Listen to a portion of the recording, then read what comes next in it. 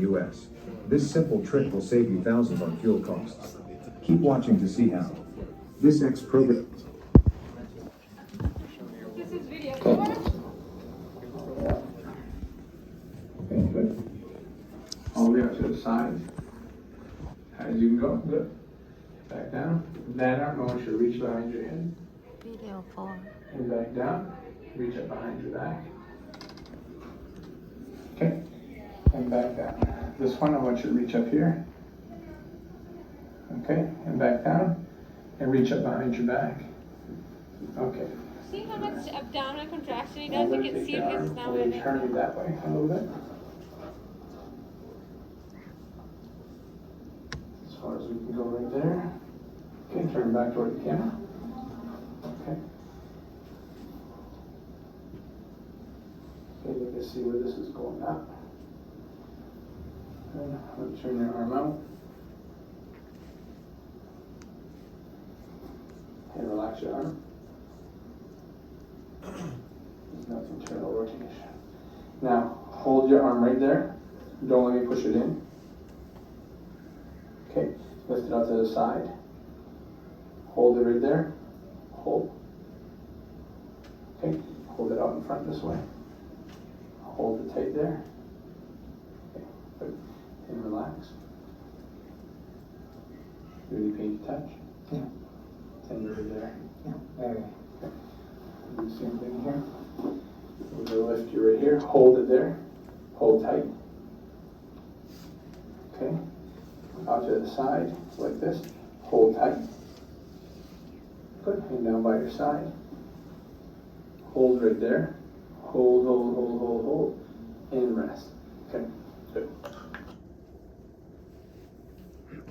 Ready?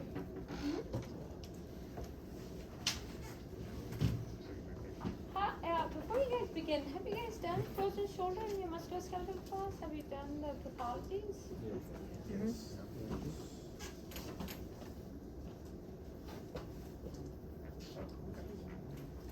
We're all doing it together with saints. Okay, one of the things we wanted to work on was the So what was the task you guys selected? If you saw any synergy pattern going on over there, you can talk about it. I don't think there was any synergy pattern. Yeah, he had arthritis, has arthritis, glenohumeral shoulder arthritis. Yeah. So what did I just discuss before lunch? I love it.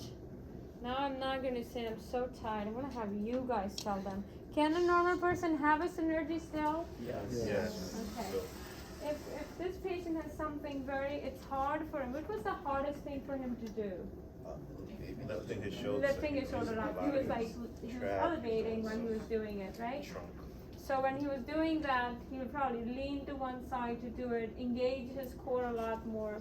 So it's not a very typical synergy pattern that you would see in a stroke patient, but still you have noticed that he cannot do a smooth coordinated motion. He has to move his proximal trunk wants to move a little bit as he does this so that he can create movement in his distal component. So there was one more comment that came up. Patient has arthritis. We can't really do any PNF techniques. It's arthritis. Oh, we didn't say that. No, I know. You guys didn't say it, but somebody did. And what are your thoughts on it? Our thoughts? Yes, your thoughts. You're the presenting team. Go ahead. What are your thoughts? If someone has arthritis, does PNF even make sense for them? Rhythmic stabilization, rhythmic initiation. Okay. So you think PNF can be applied to that person even if you have a arthritis? It's not like a neuromuscular injury. I was even thinking, well, whatever. I just had the thought come to me now, but like, I was thinking like Rude's principles, like the approximation might be good for that. I'm not sure. Mm-hmm. You never know, but like an MSK we would say like maybe like distraction to like kind of like, cause it's like arthritis is like it's kind of like rubbing together. It's Yep, not arthritis is a joint deficit, right? So do you think we should do any PNF techniques on them? Depends. Tired guys, I know you are. You still have, we're just discussing. So we have 2 more groups and then you're done. So the I think you can use certain techniques to create range. yes, you can use, your joint doesn't move without the muscle. Your muscle doesn't move without your brain. It is a neuromuscular unit. So never think that if you have an orthopedic condition, I am not going to use motor control techniques in this. I'm not going to have the movement be done in a controlled way. If you walk through a door, if a patient walks through a door, even if they have like knee arthritis, they have a brain, right? So you have to use that neuromuscular unit to have the best performance from that patient. So never think you have an orthopedic condition, I cannot use my motor learning or my PNF principles on this. So good job. Next, what was your task for this person? We were saying that we want, because he had he had limited range of motion doing this, so we like imagine like the patient can work on, let's say, combing his hair, or just like washing his hair. It's just easier for him. So that was your task, Yeah. right? Okay. And what does that task contain? What does the shoulder do, elbow do? So there's definitely some shoulder flexion as well as abduction, and then when it goes upwards here, there's already like some elbow flexion going on, and then if it's like washing the hair, it's gonna be ER and IR. IR, okay. How about the hand? Oh yeah, the hand there will be some wrist flexion.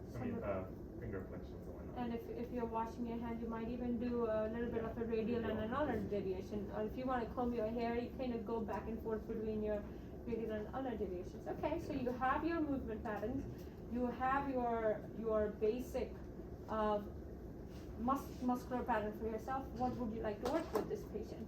We were thinking about doing a rhythmic initialization. Initiation. Sorry, rhythmic initiation. So let's say passive range of motion. I would like the patient to go up to where range you can go up to first.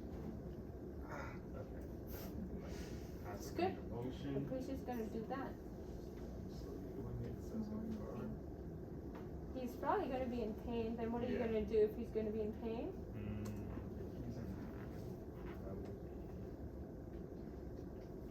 What is this motion, guys? Can anyone help Kingston? Patient is in pain and he's doing passive range of motion. Can we change him? Can we change something to make the motion better for the patient? He's doing passive range of motion like that. Say that again, Jasmine. Anti-gravity. Anti-gravity, because here, even if you're doing a passive range of motion versus if you were in an anti-gravity plane, which is just going to move much more easy, it'll be easy on you as well. You won't have that much amount of a limb heaviness that you have to move through a patient who is going to be in pain as well. So I'm gonna have the patient in a supine position.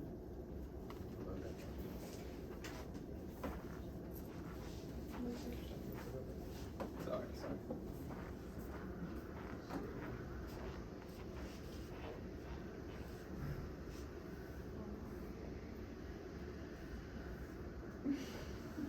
See, the patient's gonna be smiling. I don't know if he's smiling or he's in pain. That, oh my God, I got it. That's good. So that's one range of motion that you did. So that was one technique that you've used. Yeah. So you notice, guys, you used a lot of contact relaxation, you used a lot of rhythmic initiation, and even rhythmic stabilization in your orthopedic cases a lot. So those are like pretty standard exercise treatments that you do. What else did you? What else? What was the other exercise? Yeah, no, I Other don't know. technique? Rhythmic stabilization. Now, why would you need rhythmic stabilization for this patient? What was the movement that you watched on the video that made you feel like I need to stabilize this joint? First of all, when would you pick rhythmic stabilization? Do you want to create movement or do you want to create stability? Stability. So when you want to create stability, that's when you want to do it.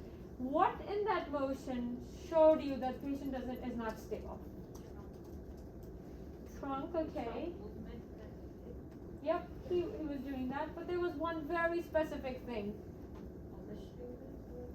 Yeah, but that doesn't still tell you the shoulder is not stable, not stable. You just have a different pattern of doing.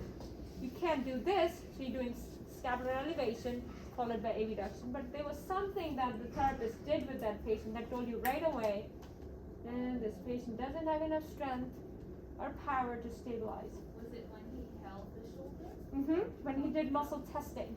When he did muscle testing he just used 2 fingers and he's like, hold it, and the whole limb just went down.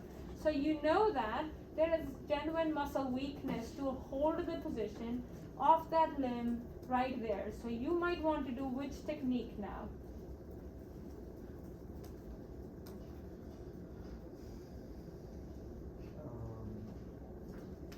Something isometric. Yes, something isometric. You can slowly begin with maintaining isotonics. You can practice maintaining isotonics through the range till the patient can get up there. So you'll be like, what would you say? You'll have 2 hand hold or 1 hand hold? What are you trying to do? I'm just holding. So if you're going to do abduction, Yeah. which way will the limb move? So if you're going to have a hand here, are you going to try to resist this motion? No, I'm when just you trying do- to bring them up to a range they can Okay, get up. they can do. I'm sorry. Very good.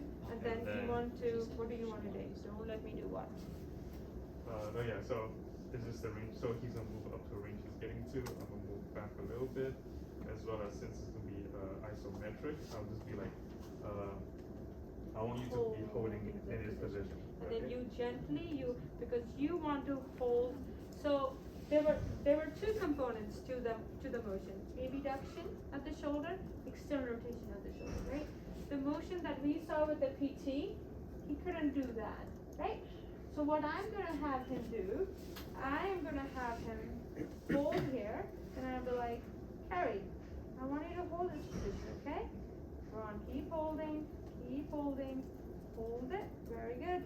Hold it, hold it, hold it, hold it, very nice. Relax. So I made him do a very gentle resistance in the abductors, have him hold it. This time I'm gonna have him like go back. Alright, let's try. Let's see if you can hold it on your own. Can you hold it? Can you hold it? And if you see the limb drop, you give him a little bit of resistance to see if you can make him hold the position. But you don't push him down because we don't want him to do so instead of doing a maintained isotonic, you just want to do an isometric hold for this person. And maintained isotonic will be a progression. So it'll be like, don't let me push you down, don't let me push you down, don't let me push you down, don't let me push you down. So once the pain has reduced, you did isometric hold, then you're like, patient can hold it. Let me see if they can take more resistance. Then you'll be like, okay, don't let me push you down. And you're gonna give him some resistance. Now, once he's able to do this, can I do some stabilizing reversals here? Yep. So I'll be like, hold the position. Don't let me move you. Don't let me move you. Don't let me move you. Good. Don't let me move you. Very good. Don't let me move you. Don't let me move you. And if I do rhythmic stabilization, I'll be like, hold the position, hold the position, hold the position, and then I could do it in this position. Now I want to do ER and IR. Hold the position, hold the position, hold the position, because I've achieved this abduction for the patient. Do it make any sense? Yeah. Yeah. So once you break the movement, your next step is, which component am I going to work at? So that's what most of you are able to break the movement right now. You're able to think of the technique, but then the thing is this, where should I apply it? That depends upon what component have you found with observation of that video. This was weak, this is what I'm going to do. So you think of anything else? One was rhythmic stabilization and rhythmic initiation.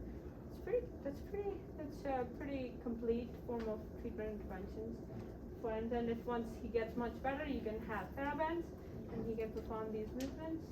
We're looking at like progression, maybe go up to a higher range, or let's Yep. say from going from isometric to isotonic. Yep, very nice. All right.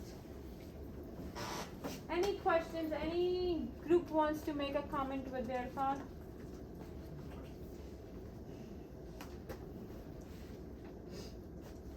Getting tired, guys? We still have 2 or 3 more groups to go. They worked hard, guys. They worked hard. Don't you want to give them a chance to show what they have developed and done? Group 5. Yes. Generally, if you have patients that have arthritis or frozen shoulder, there's going to be pain.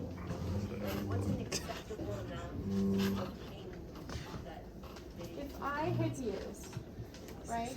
You have acute injury. What will be acceptable pain for you?